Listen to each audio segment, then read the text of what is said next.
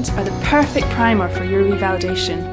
In the same way the Maternity and Midwifery form provides certificates to show that you have attended these festivals, we can provide certificates for those who have consumed the content of a box set and submitted their written answers to the reflective questions provided by our curator, Dr Jenny Hall. Midwives, maternity professionals and students, do not miss out. Subscribe to Matflix today.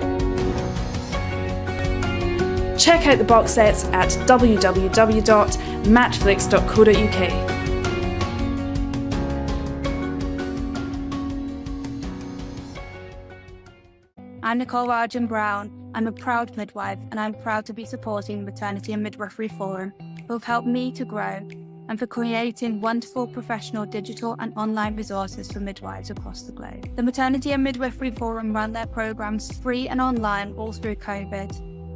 Now we want to grow the catalogue, spread it worldwide and keep it free to use for students and staff. To do this, we have launched a fundraising appeal to help keep all of the 8 wonderful maternity and midwifery festivals free. Keep the weekly Maternity and Midwifery Hour and the weekly newsletters free to midwives and maternity staff. You regularly tell us how much you value these free resources, so do give what you can.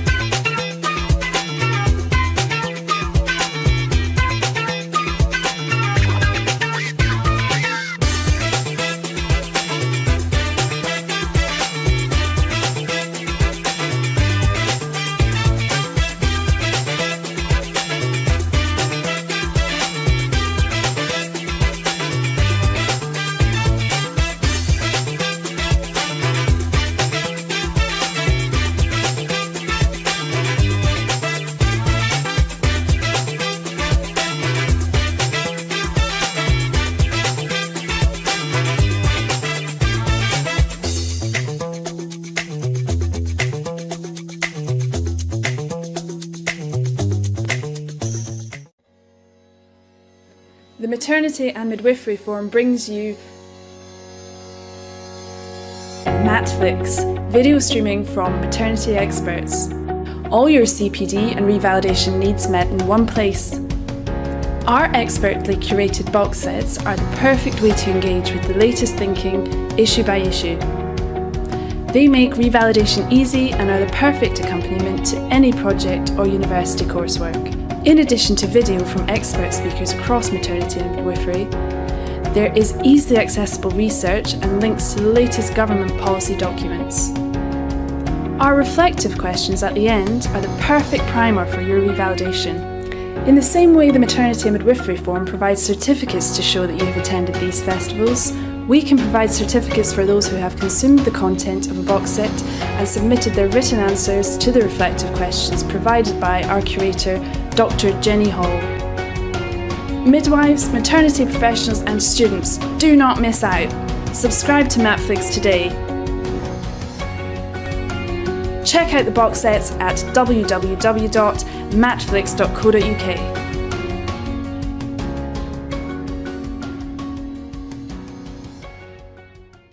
I'm Nicole Rajan Brown. I'm a proud midwife, and I'm proud to be supporting the Maternity and Midwifery Forum, who have helped me to grow, and for creating wonderful professional digital and online resources for midwives across the globe. The Maternity and Midwifery Forum ran their programs free and online all through COVID. Now we want to grow the catalogue, spread it worldwide, and keep it free to use for students and staff. To do this, we have launched a fundraising appeal to help keep all of the 8 wonderful maternity and midwifery festivals free. Keep the weekly Maternity and Midwifery Hour and the weekly newsletters free to midwives and maternity staff. You regularly tell us how much you value these free resources, so do give what you can. I'll do anything to pull you into the light, 'cause everything will change when you open your eyes. Yeah. So don't you let the sunlight dim out without you. Don't you realize how lucky we are? Open up your heart, baby, let it all go tonight. Live your life like you was running out with a light. We gotta scream it out.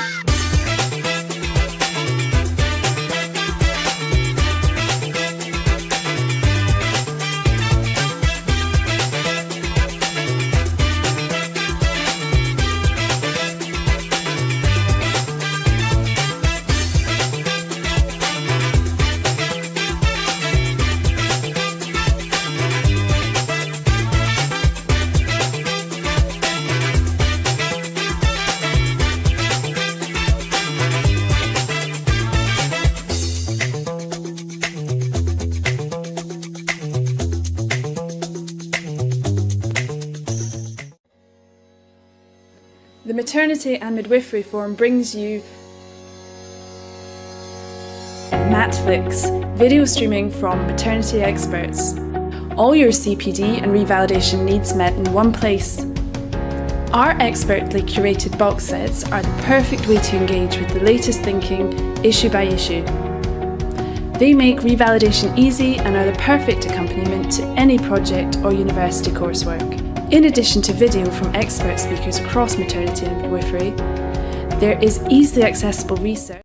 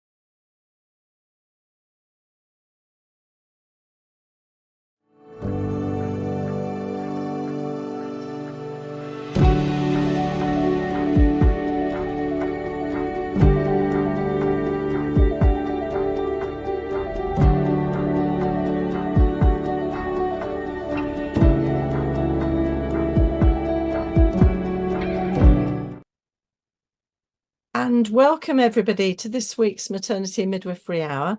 It's series 13, session 4. Can't believe it.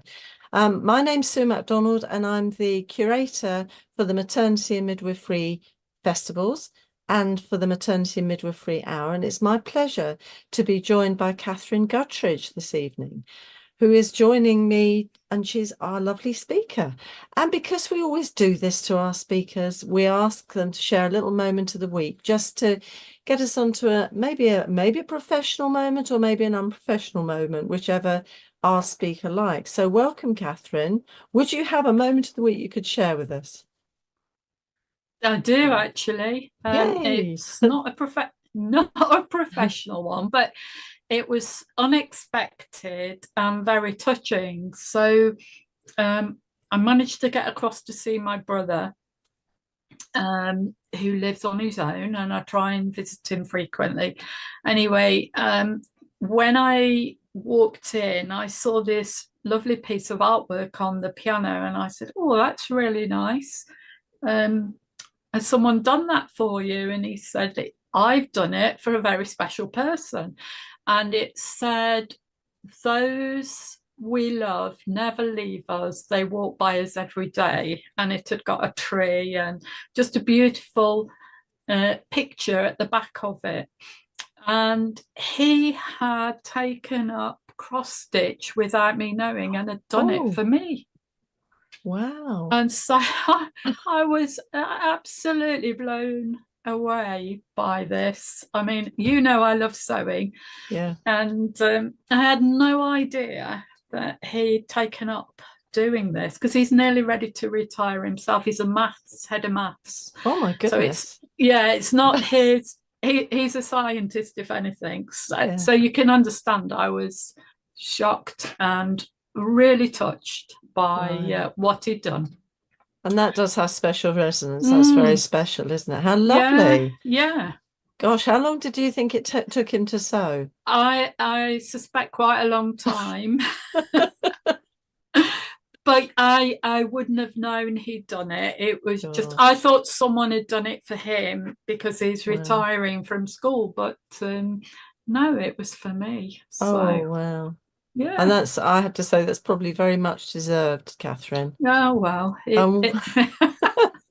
And what a lovely moment of the week to share. That's really lovely. It's a really family warm thing for us all.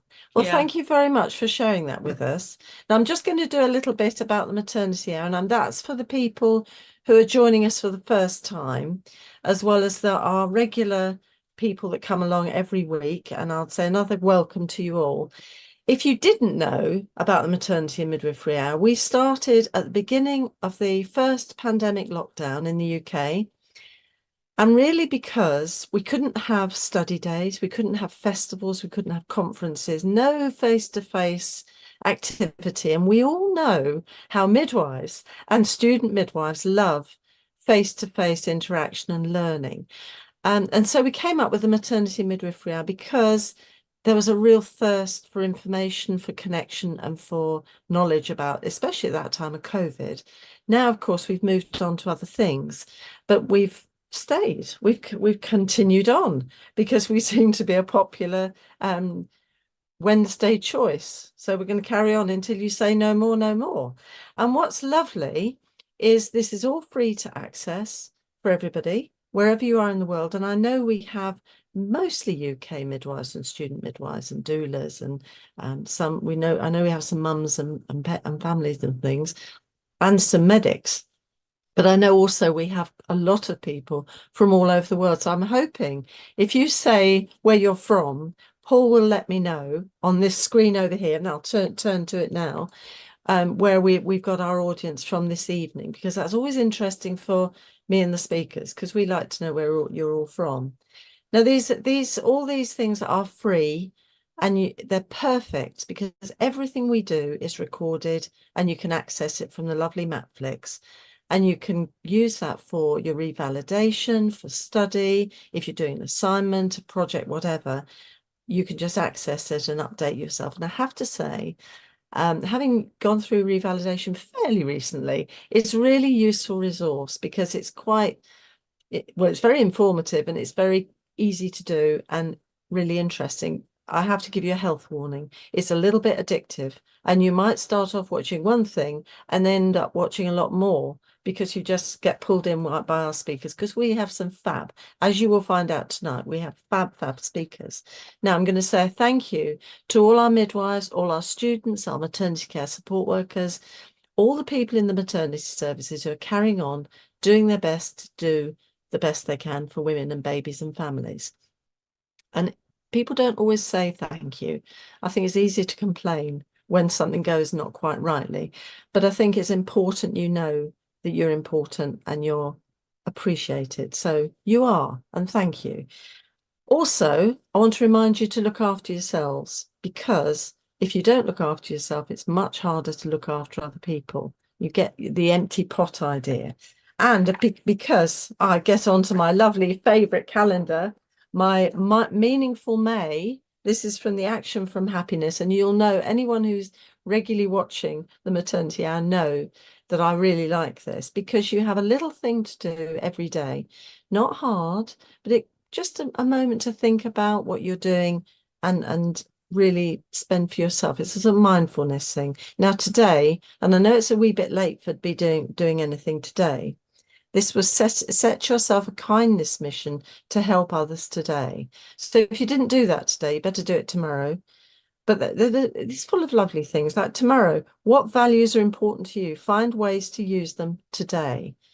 This is on your resources sheet, so you can always access this. It's just, you can just get a PDF, nice and colourful. You put it on your fridge and you can just see what you should be doing, just to take yourself out of what you're doing. It does help, or it helps me. I like it anyway.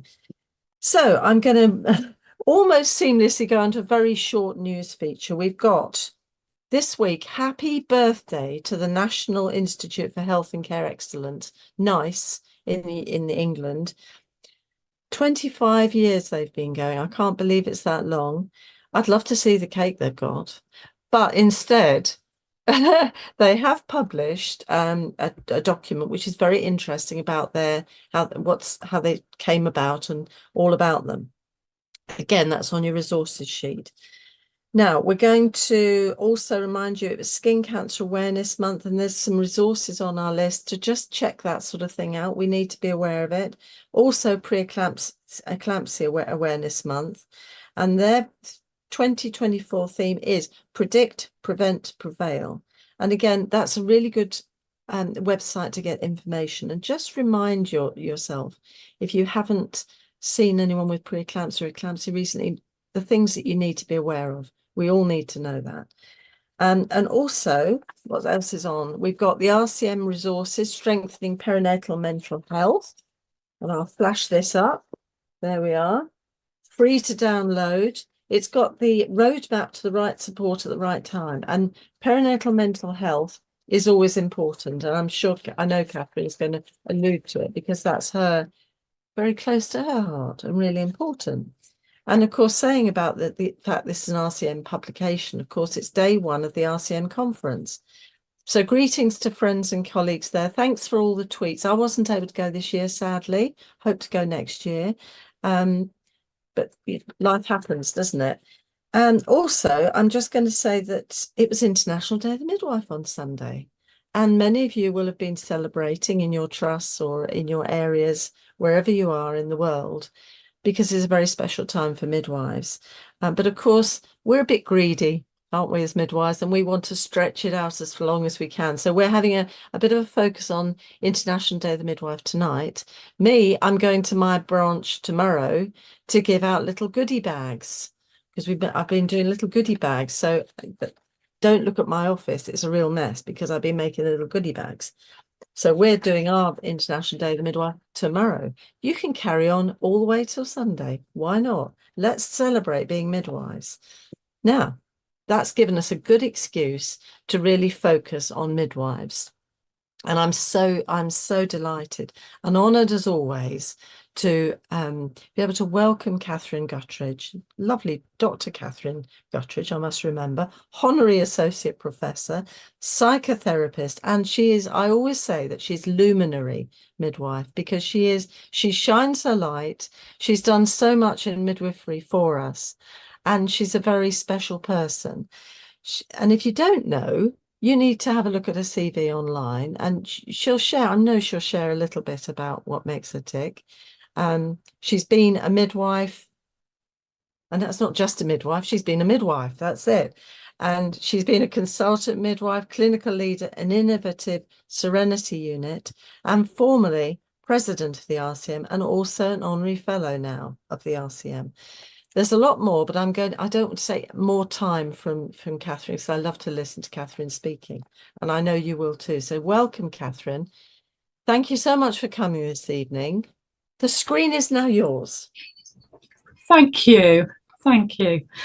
It's an absolute pleasure, and anyone that knows me knows that I love to talk about midwifery. So I can't say thank you enough. And of course, for this week, which is incredibly special, the celebration of International Day of the Midwife, which I always think is our chance to shout and to be heard about the work that we do and the good things that midwives can put really in their pocket and take all the plaudits and all of the well wishes that we deserve. And I still count myself as a midwife, even though I'm in retirement from clinical work. So I had to think about how I would talk to you this evening, and I had a flick back over the many presentations that I've done over the years, and this one called to me, and I'd done it for some student midwives who wanted to know what it was like to be a midwife, because they were very much on the cusp of registration, and how to overcome some of those difficult days and feelings, and not just that, some of the people that we will meet along our career pathway. So in the past, and I remember as a very small group of the very first Consultant Midwives Forum, that we talked about how we'd got to be where we were, which was taking on the role of consultant midwife back in 2002, 2003, and what it felt like. And I'd have to say it was pretty hostile at the start. 1 second.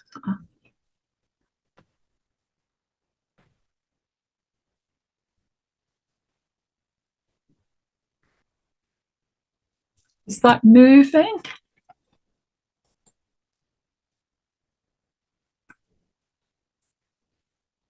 Yes, it looks like it. 1 second.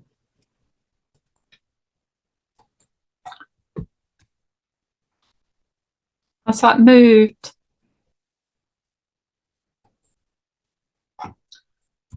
Yes, right.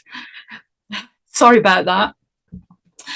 So I was thinking, probably all of you out there would have heard about the tall poppy phenomena, and I hadn't really looked into where it came from and why people alluded to tall poppies. So you probably know that poppies are associated anyway with the ravages of war, but the very first time that poppies appeared as a symbol of death and war was many centuries ago, which was around about the 12th century, when Genghis Khan was rampaging over the east. But more of us, I think, associate it with World War I and the fields in France where poppies just flooded every springtime and showed, if you like, a metaphoric symbol of how lives were lost but still remembered. So where did the tall poppy come in? Well, I remember driving back from a consultant midwives forum, and there were about 12 of us at the time in Leeds, and there was a field on the side of the motorway that was absolutely covered with poppies, and the next field was splattered with a few poppies, and the next field I saw just a few less. And that made me think about this. So when I got home, I looked up the tall poppy syndrome, and it came from a piece of work that was done in Canada. And it was done because of the difficulties that women were finding about how they progress through the workplace.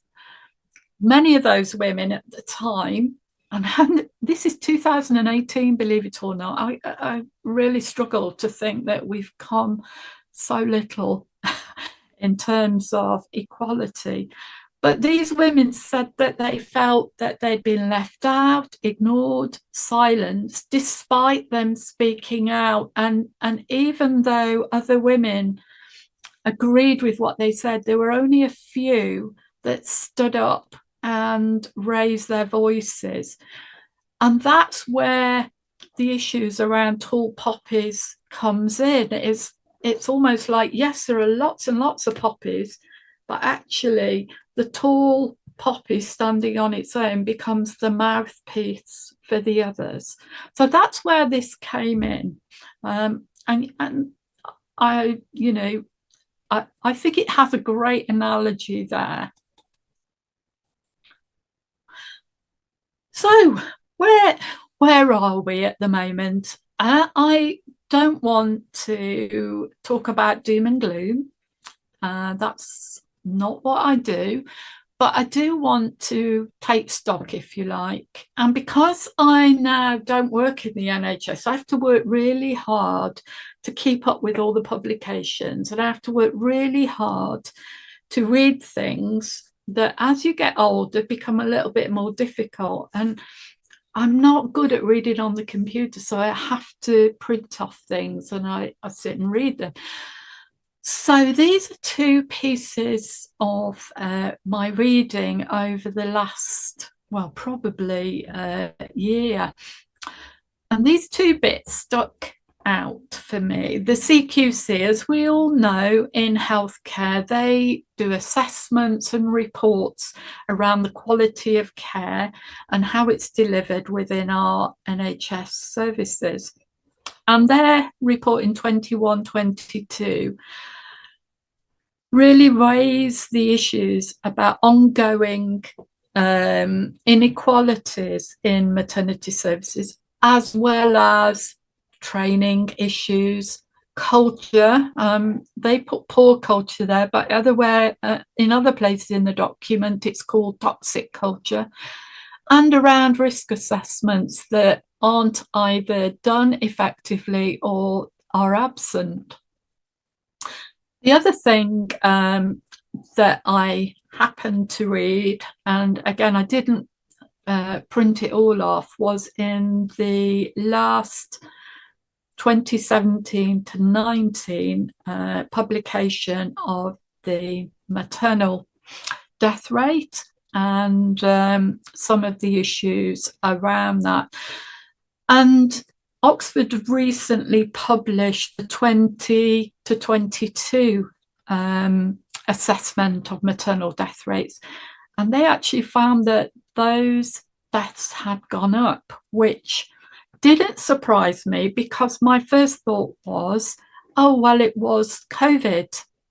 But actually, they aggregated for COVID and they took those deaths out. So there is a significant rise in maternal deaths. And that was quite stark, I thought.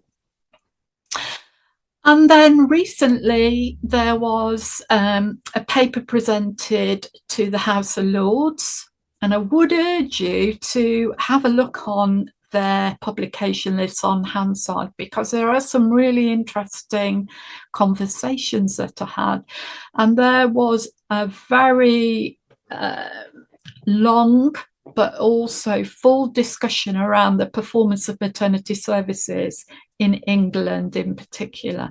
So I listened to that, actually, and you can, because they're all recorded.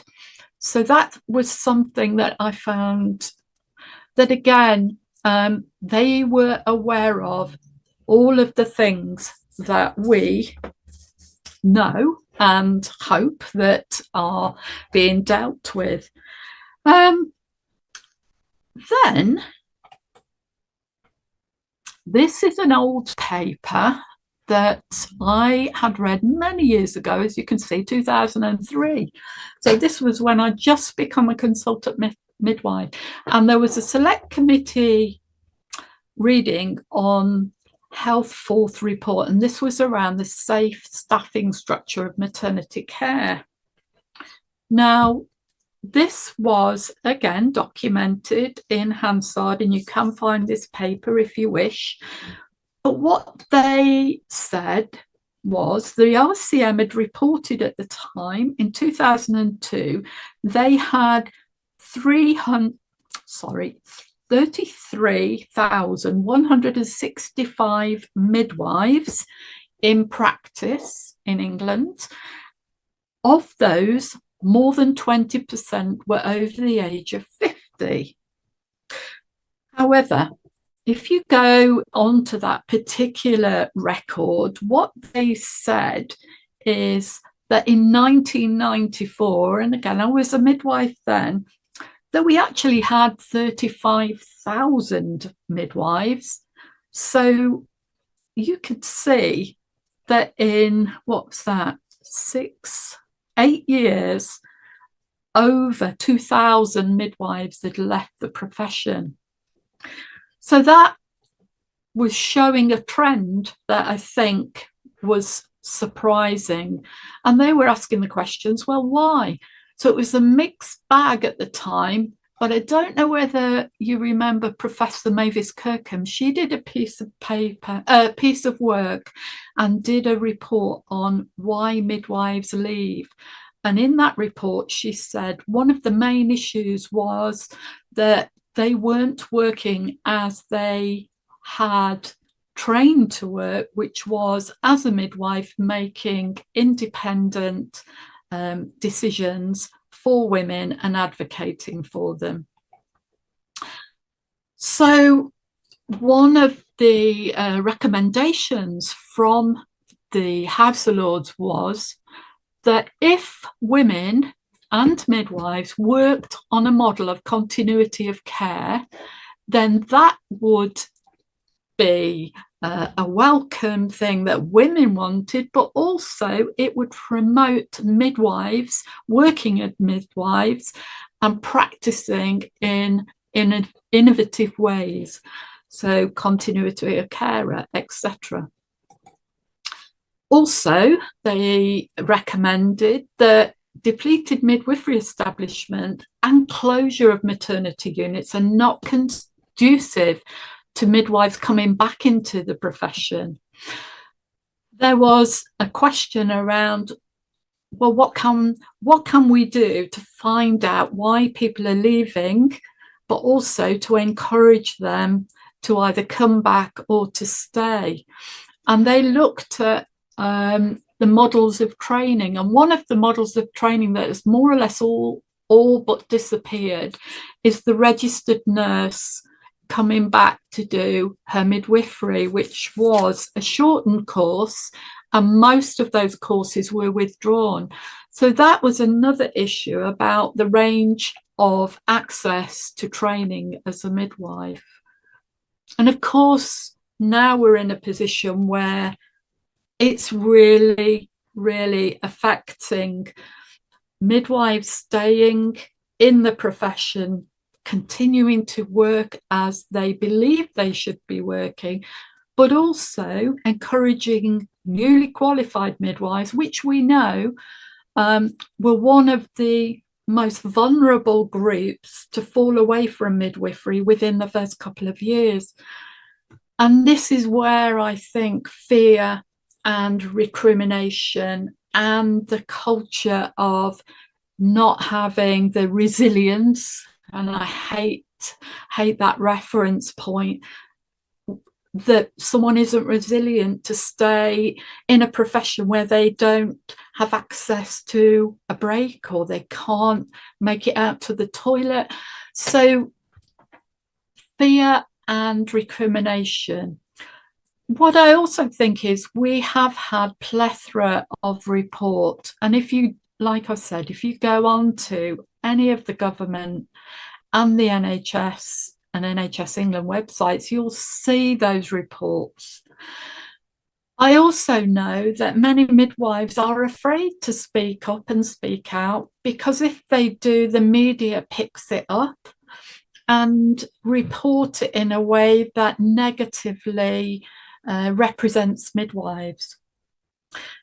And there's something around we're expected to tolerate the intolerable.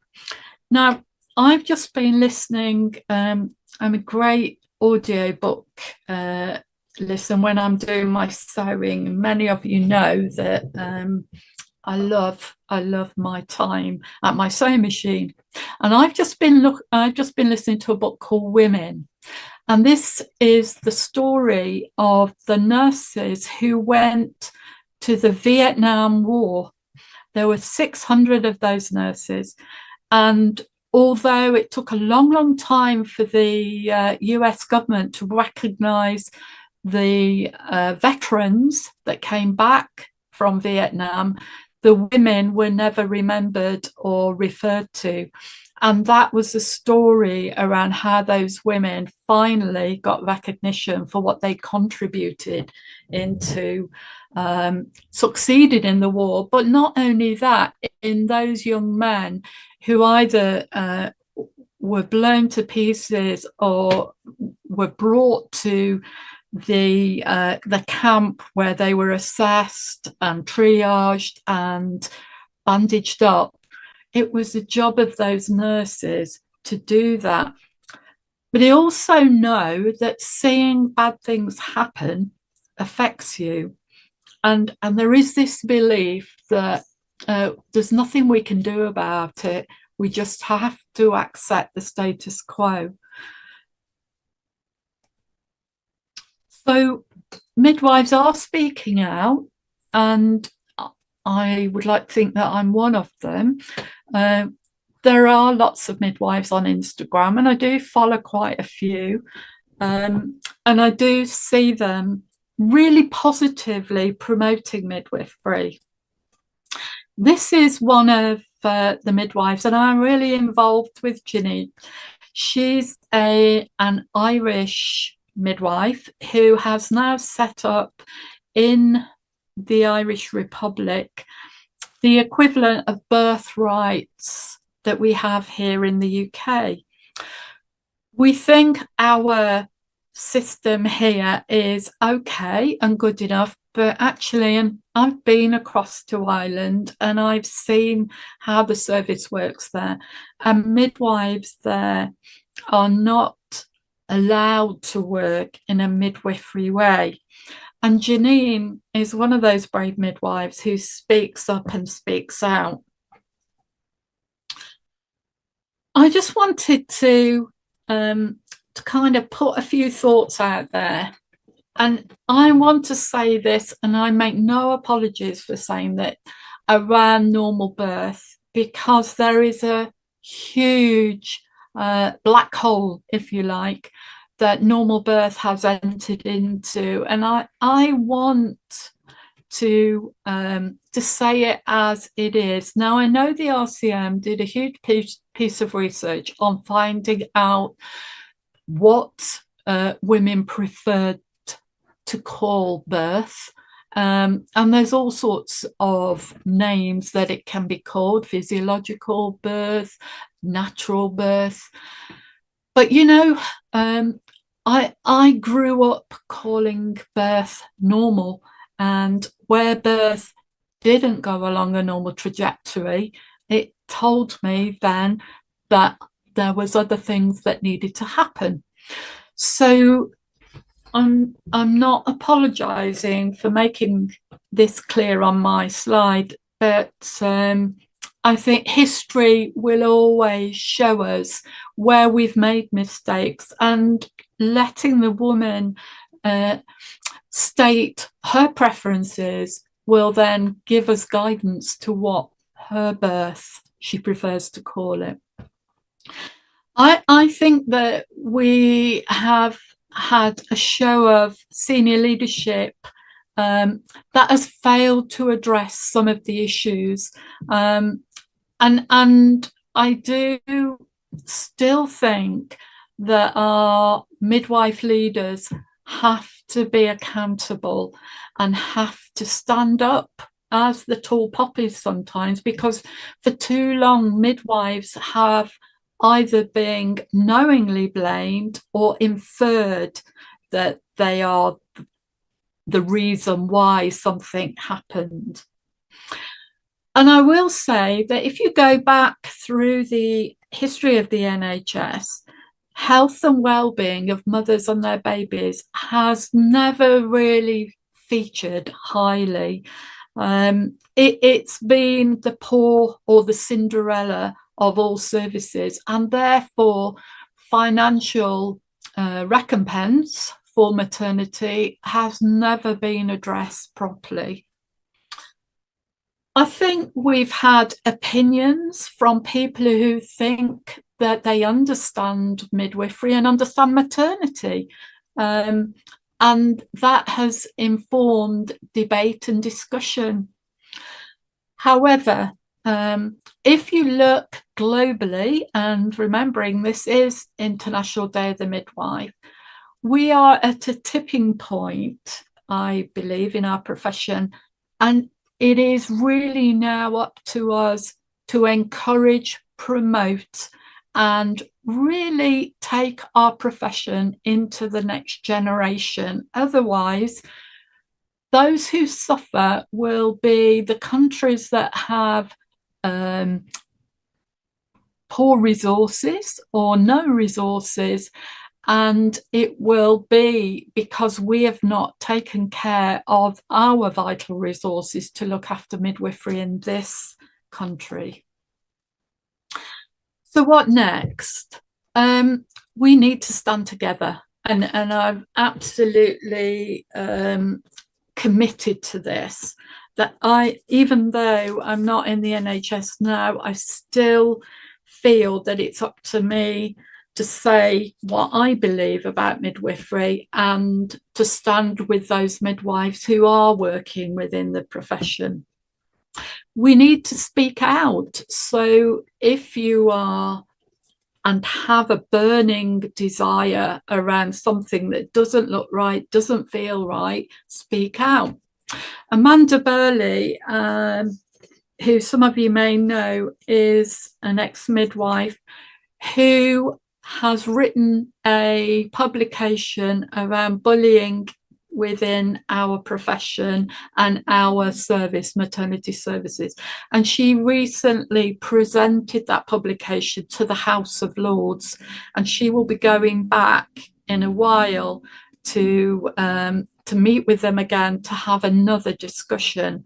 So sometimes you have to reach high, and I've supported Amanda, and I will continue to do that because she has been through a great deal but has still stood up for what she believes in.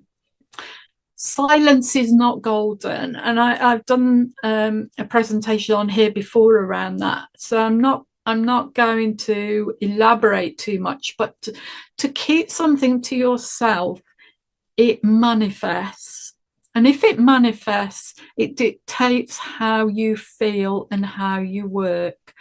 So I don't believe keeping silent is a healthy thing to do. And I think we have to stand up for our profession. Many of the midwives out there have done 3 hard years to qualify at a cost to them, not just financially, but to their families.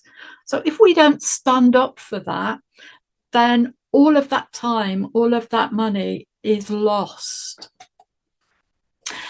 Look at these lovely midwives here. These are the Yorkshire midwives that the TV did a wonderful programme around their home birth service.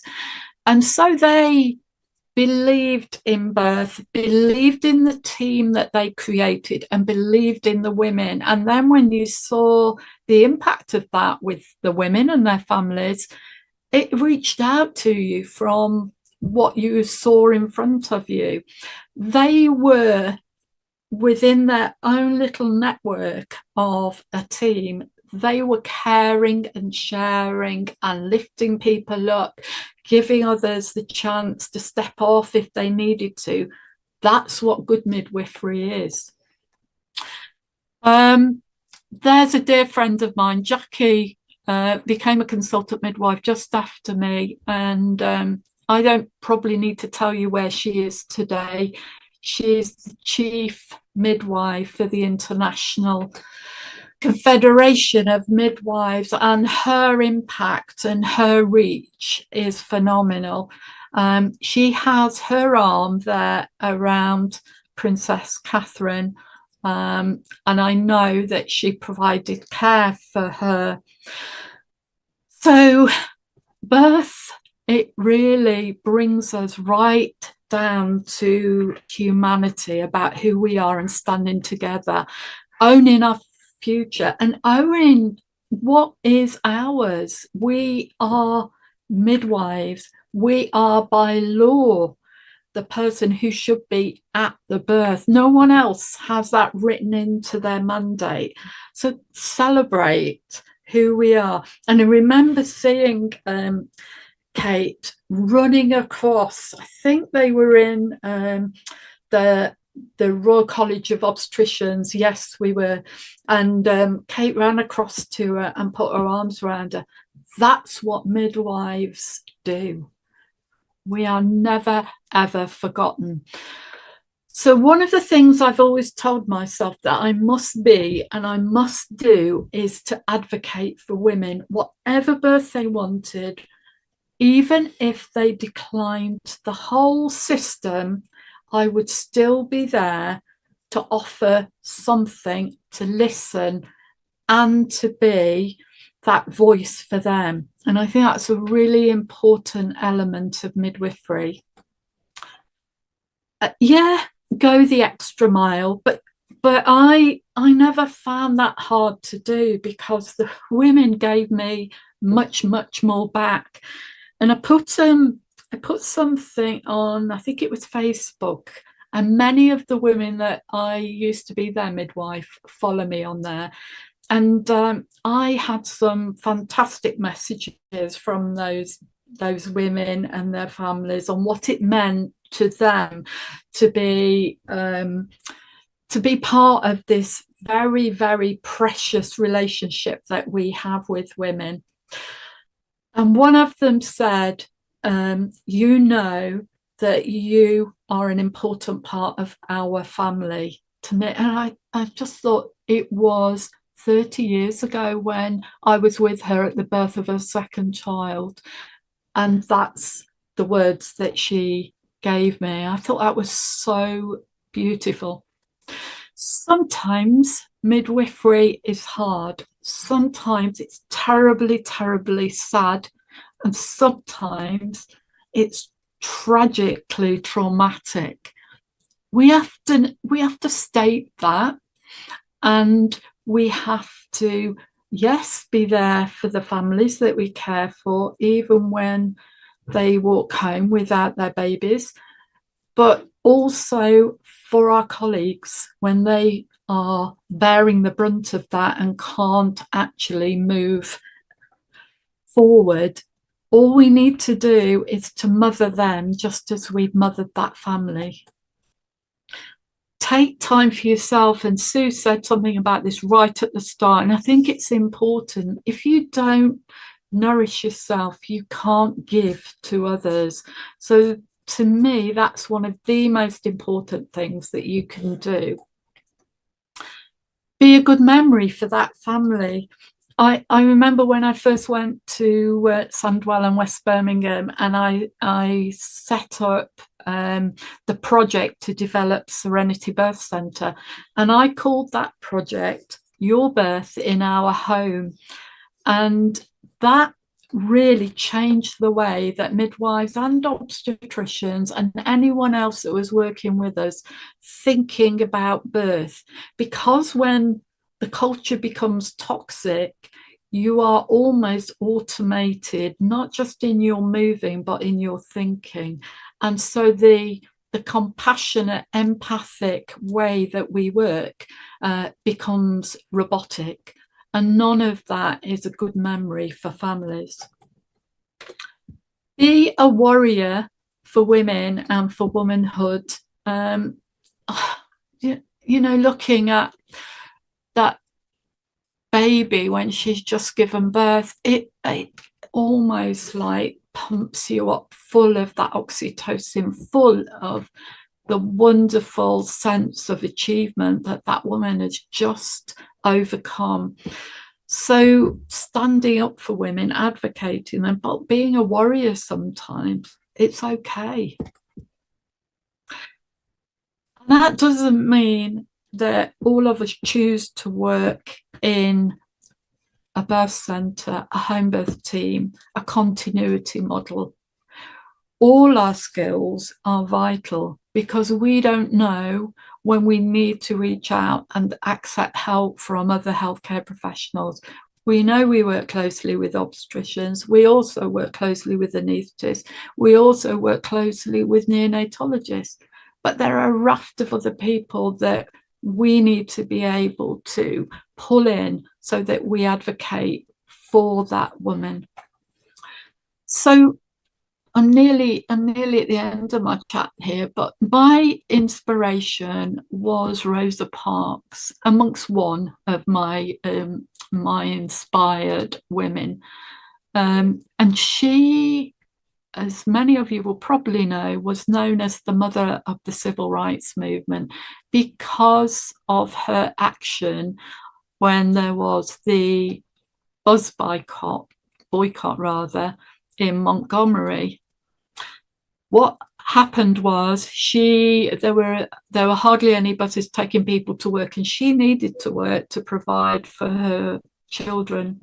And she got on a bus, and there were all white people at the front of the bus, and there were no seats at the back where black women or men were to sit. So she just in that moment thought, this has to stop now. So she sat down on that seat where a white person should have sat. And these are just some of the words which I think are really inspiring. Have you ever been hurt and the place tries to heal a bit and you just pull the scar off it, you pick it off over and over again? I knew someone had to take that first step, and I made up my mind not to move off that seat. I've learned over the years that when your mind is made up, this actually diminishes your fear, because you know what must be done to deal with the fear. And she wanted to be remembered as a person who wanted to be free, so other people could be free. This is a very, I did this talk to student midwives, so it's a very quick story here, but my first role as consultant midwife was with an alongside birth centre in a hospital where delivery suite, you turned right through the door, the birth centre, you turned left. So you were literally on the same corridor, but the end of the birth centre was theatres for the sections for the emergencies. And it was like a motorway. And one particular day we had 5 rooms, and our midwives were in those rooms with our women, delivering them of one-to-one care with a midwife, and they were doing fantastic. But I saw them going in and out of each other's rooms, and I said, what on earth are you doing? And they said, we've only got one sonic aid. This was between all the 5 rooms. So I thought, this is unacceptable. unacceptable. So I rang the head of midwifery and I said to her, I'm closing the birth centre as of now because we don't have equipment that's sufficient to run this place safely. So you can imagine, she came running over to me and she said, what's going on? You can't close the birth centre. And I said, if there was on delivery suite a lack of CTG monitors for women, then the obstetricians would close it now. I said, and there's no difference here. If a midwife needs a sonicate with a mother in her labour and we're having to run in and out of rooms, that is unsafe. So all I need to say is within 3 hours, every single room had a sonicate. So I'm going to end by saying you are tall poppies. You might not think you are, but you are. I was, and I was frightened to speak out, and I was sometimes really angry with myself because I didn't speak out when I should have done. But you know what was more important was I cared about being a good midwife, and I cared what the women thought of me. I cared less what my colleagues thought of me, and that's a bit lonely sometimes. But I have done jobs where I felt that I could do better, and I know all of you out there will have felt that. So I know that pain, and I know what being criticised feels like. But to get a message from 30 years ago for the care that I've given, to say I'm part of that family, means more to me than anything I can say. So I'm asking you tonight, and as we celebrate midwives this week, to stand together, not just in this country, but across the world, because we know that midwives save lives and women need us, whether they think they do or not. But I want to say to you, that is what being a midwife is. Being a good enough midwife is listening to what our women are asking of us. So I'll leave it there.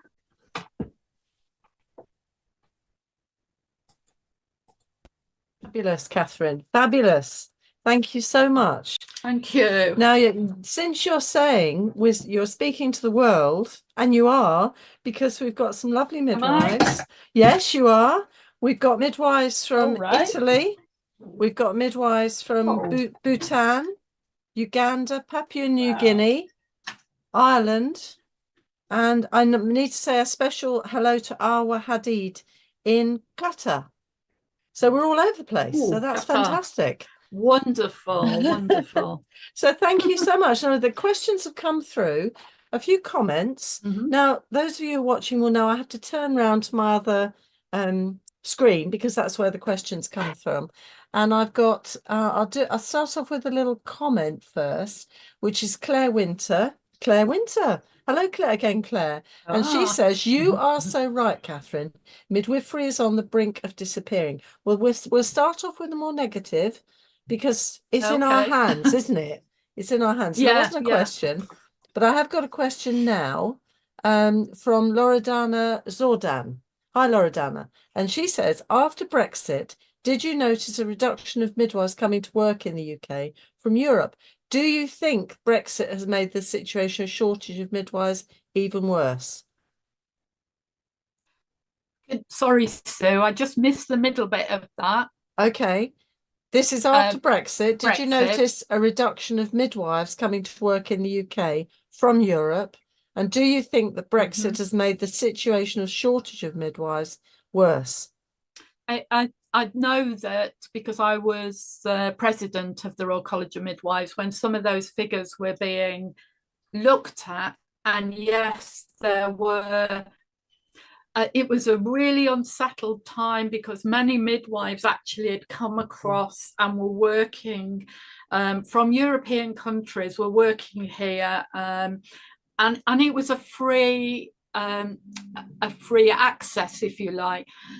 I do think it's made those midwives who are in our European neighbours' countries more careful about how they travel across to Europe. So I don't think it's done our profession any good, but I think we have to find ways of overcoming that and making midwifery without barriers, because it's been done in the past and we can do it again.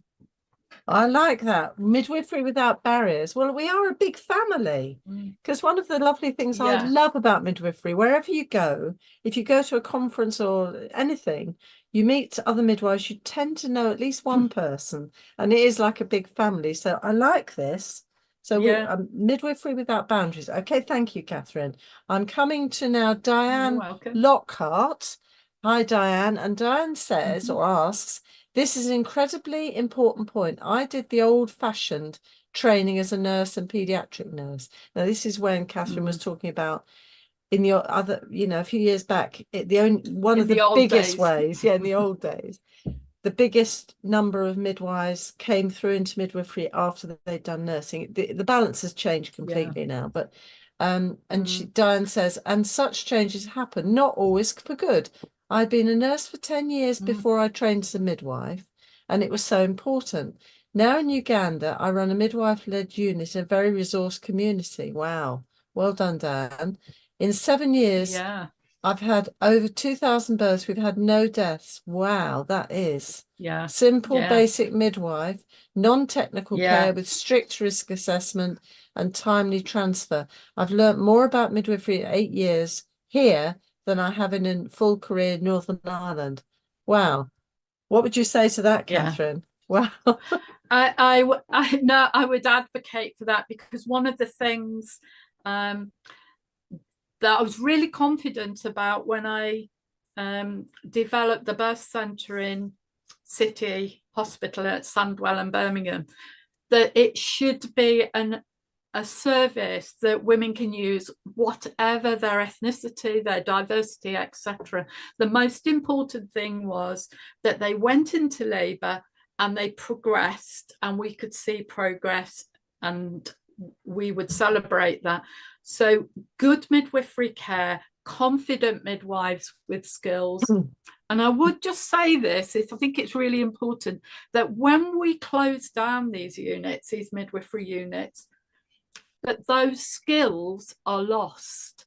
And this is something that I'm hearing an awful lot from midwives who work in that way, because it's not just about what you see, it's what you feel and what the woman and that dynamic tells us. So I take my hat off to, is it Diane? Yeah. And she should publish some of that data. Excellent. Well, Diane, this is your homework. Kept publishing some documents. Do an article. We'd love to see that.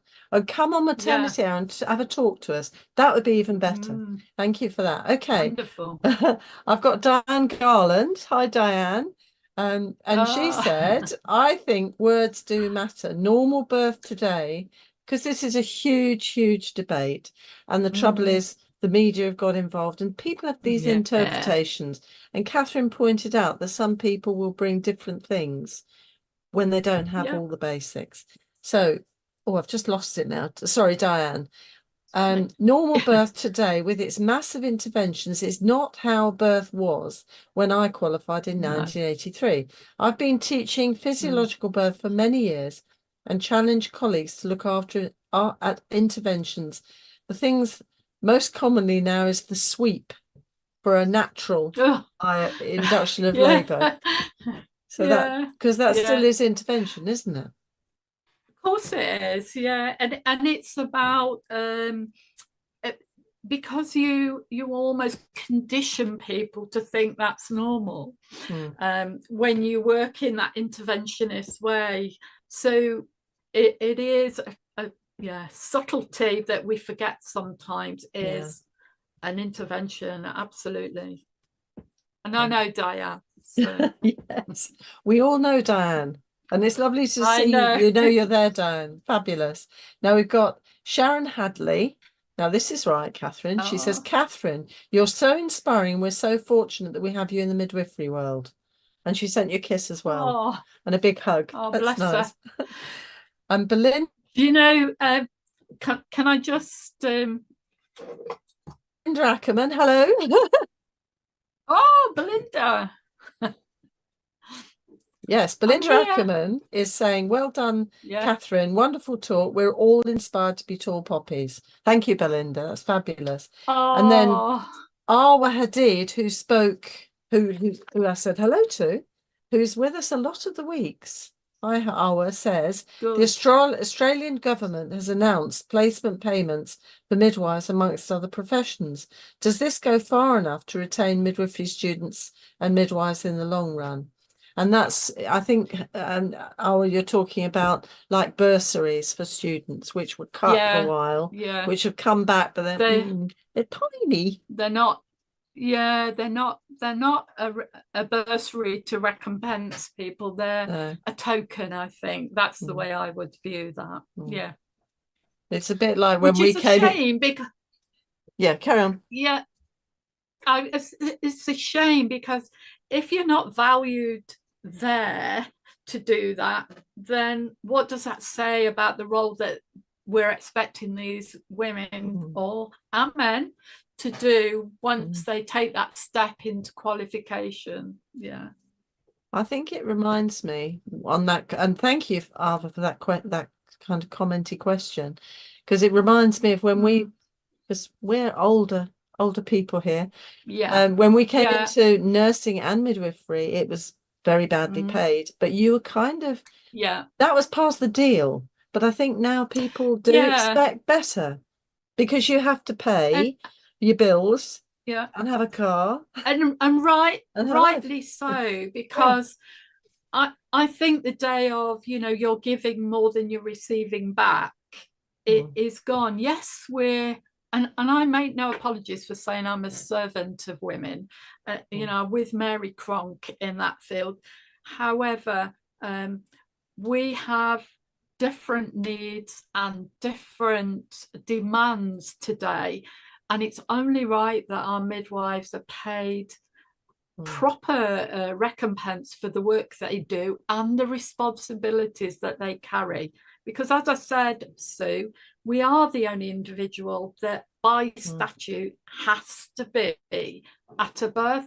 And I think that's forgotten in the dialogue around the pay debate. I think you're right. Thank you, Kathryn. Now we're just coming to the end of our questions, really. I've got one comment because this hour goes so quickly. But please, those of you watching, we will invite Kathryn back very soon because she's one of our favourite guests. Guess what? Because she always makes us think slightly differently, reminds us where we came from, where we need to go. So Sharon Hadley says, as a midwife, you leave your ego at the door and you advocate for the mothers you're caring for. And I always will be this midwife and stand tall always. Thank you so much, Kathryn. That's lovely. I think that's a fantastic comment to finish with. Unless you want to say one more thing, Kathryn.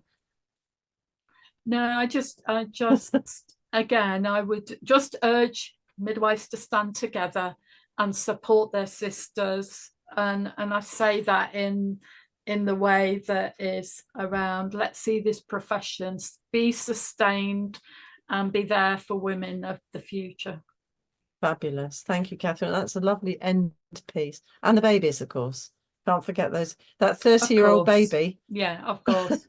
Oh, yeah. That was lovely. Well, thank you so much. Now, I always say this hour goes the quickest of any hour in the whole week. And it's come to an end and I have to close it. But I'm going to say a big thank you to our lovely Kathryn. Always fantastic, always inspirational. I'm also going to thank Angela, who's behind the scenes, making sure everything's being recorded so you can catch up. You can show your friends this. You can have a, real inspirational hour with your chums because it's all free, remember. You just need to go to Netflix and the address is on your resources. That's that. Also, thank you, Paul, for making sure all the questions and comments have come through to me. And I know he's been tippy-tapping very busily. And also, I'll remind you, the podcast will be available on 6 o'clock in the morning on Friday, and it'll all be available on Facebook anyway. Plus, of course, this will come out with next week's newsletter also. Now, we've got don't forget to book for the Midlands Festival on the 14th of May, which is next week. So I hope to see many of you there that are here now. And also, I just need to highlight there's a survey by Derma looking at hygiene, which you can all participate in. Look what's on the screen now. You just have to follow if you're good with those QR codes, and there are prizes. There are prizes, Amazon vouchers for those of you who have a go at it. So do go into that when you've got a mo. And in the meantime, I guess I'll leave you with that and just say another big thank you to Kathryn. We'll be here next week, same place, same time, and we'll see you then. So thank you for joining us, and we'll see you next week. Take care. And links to the latest government policy documents. The Maternity and Midwifery Forum brings you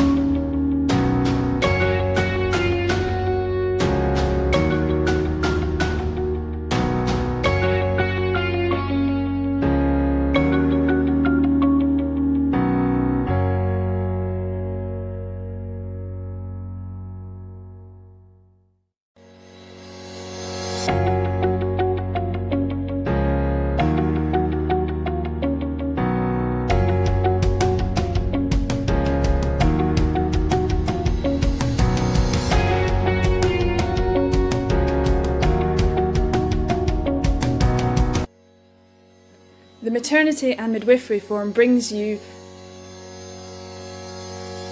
Matflix, video streaming from maternity experts. All your CPD and revalidation needs met in one place. Our expertly curated box sets are the perfect way to engage with the latest thinking, issue by issue. They make revalidation easy and are the perfect accompaniment to any project or university coursework. In addition to video from expert speakers across maternity and midwifery, there is easily accessible research and links to the latest government policy documents. Our reflective questions at the end are the perfect primer for your revalidation. In the same way the Maternity and Midwifery Forum provides certificates to show that you have attended these festivals, we can provide certificates for those who have consumed the content of a box set and submitted their written answers to the reflective questions provided by our curator, Dr Jenny Hall. Midwives, maternity professionals and students, do not miss out. Subscribe to Matflix today. Check out the box sets at www.matflix.co.uk.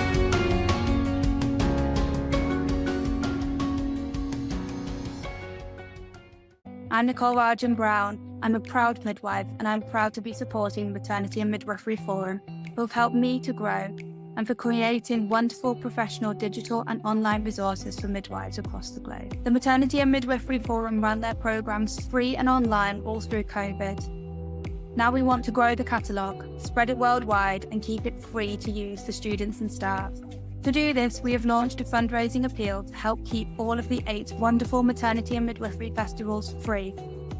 Keep the weekly Maternity and Midwifery Hour and the weekly newsletters free to midwives and maternity staff. You regularly tell us how much you value these free resources, so do give what you can.